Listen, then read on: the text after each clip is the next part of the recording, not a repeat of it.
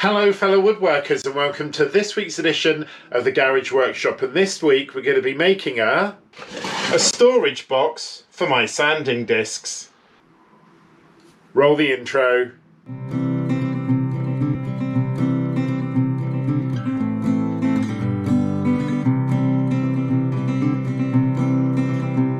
So fellow woodworkers, I'm sure like me, storage is a premium in the places that you work. Now in my recent Garage Workshop tour video, which I'll put a link in the description of, you saw a lot of the different storage units and things that I have got for the things around the workshop. But I do have little boxes and tubs of things that don't really quite go anywhere and don't really fit anywhere. So in this week's video, I'm going to look at a storage solution that's going to take care of this. I have lots and lots of these sanding discs lying around, everything from P60 all the way up to P240. I've got sanding discs for metal as well as for wood, and I haven't got an effective place to store them. So I've looked around YouTube and seen lots and lots of different videos for storage for these, but I want something which is not going to take up a huge amount of room in terms of depth, but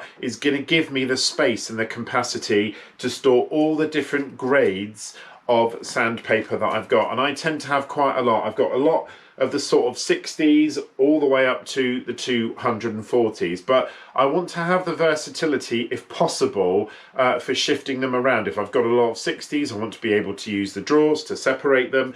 So I've got an idea in my mind of what this might look like, but there's a couple of key things that are really important. Obviously it's got to have the ability to move, but I want as much as possible to keep this as lightweight as possible, because there is a good chance I'm going to either store it on the side of one of my other units or store it on the wall. So I'm going to bear that in mind when I build it. Now, the first thing I need to do is go through my scrap wood pile and see what wood I've got to do this. I haven't decided yet if it's going to be plywood or MDF, but let's have a go through the pile and see what we can find. Okay, so I've found a piece of plywood, 12mm plywood that I used on another project. It's got some pocket holes in it, which might actually prove to be quite useful, and it's going to be, I think, long enough.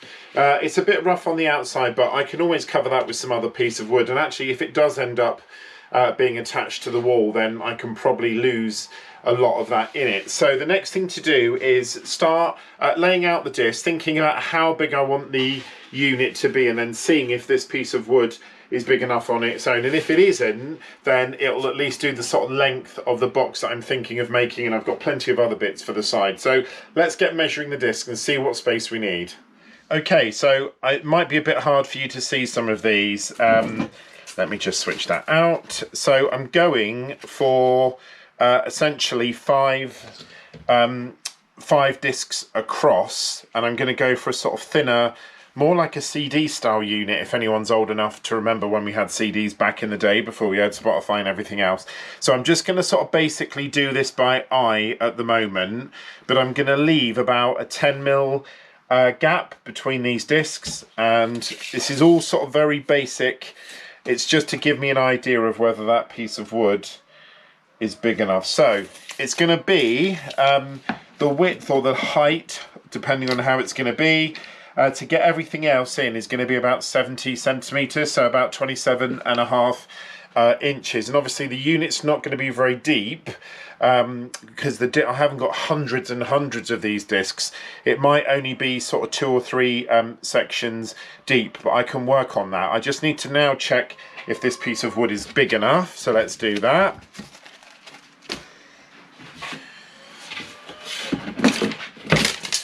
So the width of this piece of wood is,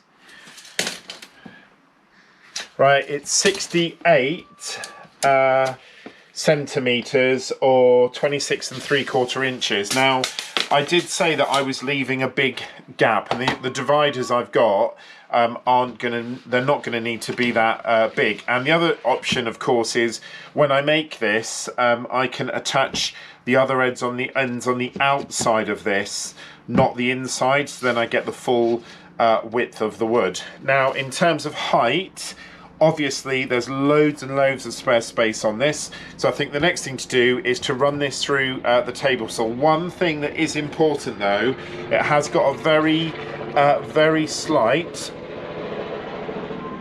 apologies if you can hear the helicopter going over, we've got a private airfield near where I live and it's constant planes and helicopters. So the only thing is it has got a very silent, very small bow in the wood. It's about a millimetre off of the table here. So you might be able to see it if I do it this way.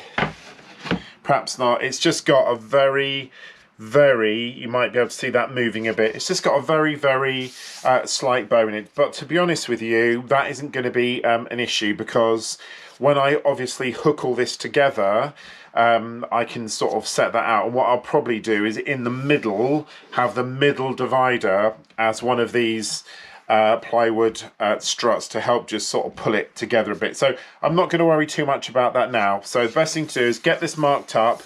We'll run it through the table. So I'm going to run it probably into 3 or 4 strips, because then I might have enough to make the size. So let's do that now. So this was a really super easy but a really great project, and something you can certainly do at home. First thing I did was run the plywood through the table saw. It's actually the first time I've used a table saw for a while, and as you can see, there's quite a lot of dust in it. So I ran it through and I got 3 identical strips that were all the same size, thinking that 2 would be the side and 2 would be the end. So just check to make sure they're all right, and then I just literally laid out by drawing where everything was going to go. I decided by here this time that I was going to use plywood dividers rather than doing anything else. I then transferred the lines all the way across to make sure they were straight. So obviously when it came to putting all of the edges in, I was able to do that.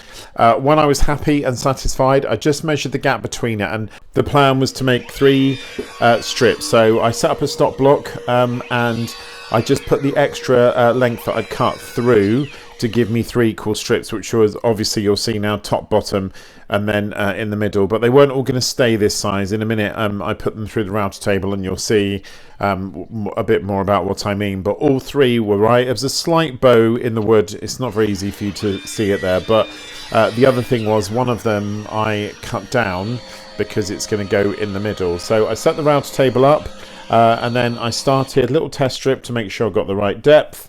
And then I just ran all of the pieces through. Now what I did here was, you can see me adjusting it. I ran every bit through to get the bottom groove, and then I ran them all through again to get the top groove. But the top groove was quite a lot thinner than the bottom one because I was going to use a different piece of plywood.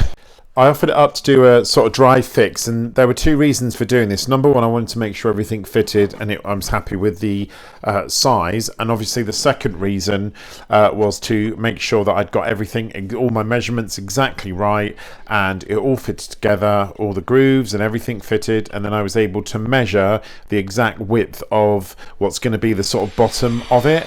I then got a piece of, I think it was 6mm, it might be 9mm plywood, 9mm plywood I think.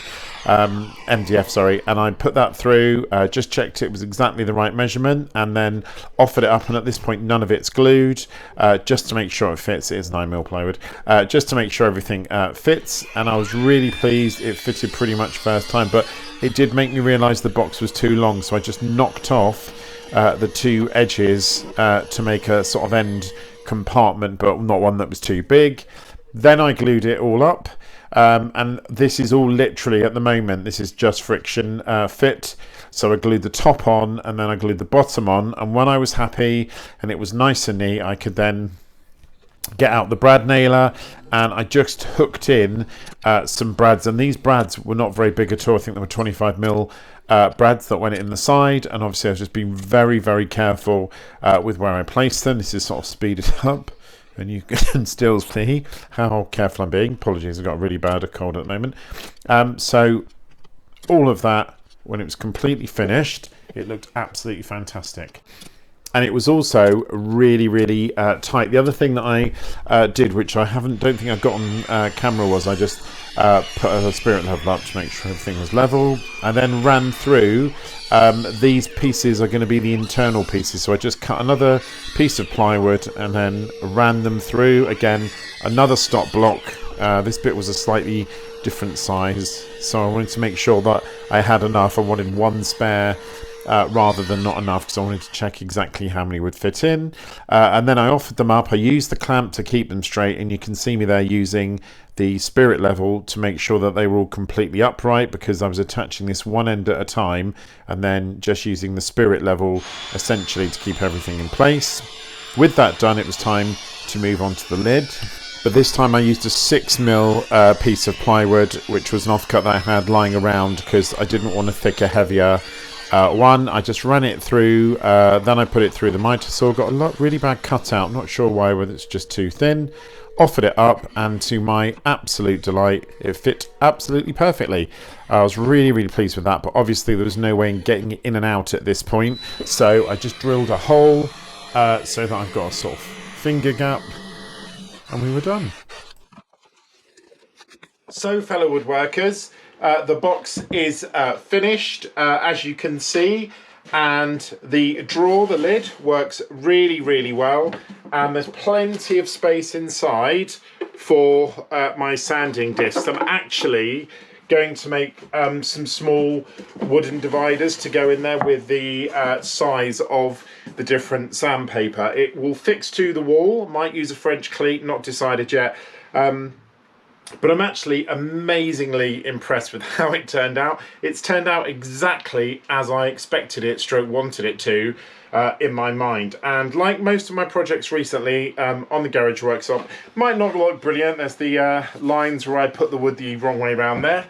But it is very functional, and it's achieved exactly what I wanted it to do. So I'm super pleased. Let me know in the comments what you think, whether this is something that you could make at your workshop or at your house, and what you thought of the finished project.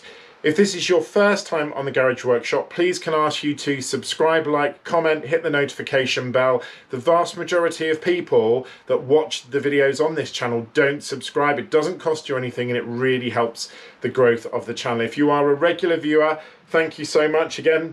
Let me know what you think of the box in the comments, and I'll catch you on next week's edition of the Garage Workshop. Take care, fellow woodworkers.